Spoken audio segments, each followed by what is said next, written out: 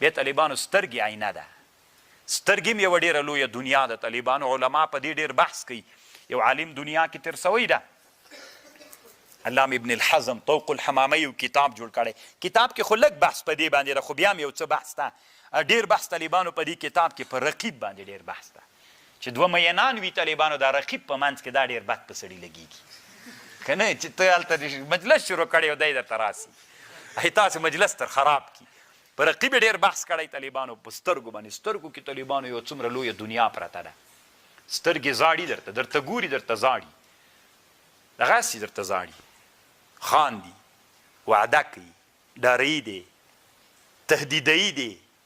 سترګې طالبانو مینه درکوي مازې په کتلو باندې. طالبانو څومره نادرې دي په سترګو کې طالبانو. د سترګو ځان ته علوم دي، الله عز وجل مو علما که طالبانو. بله ورځ مې یو کتاب پیدا که طالبانو، ورونو ډېر خوند یې راکړه. د ډیپلوماسي اصول پکې ول.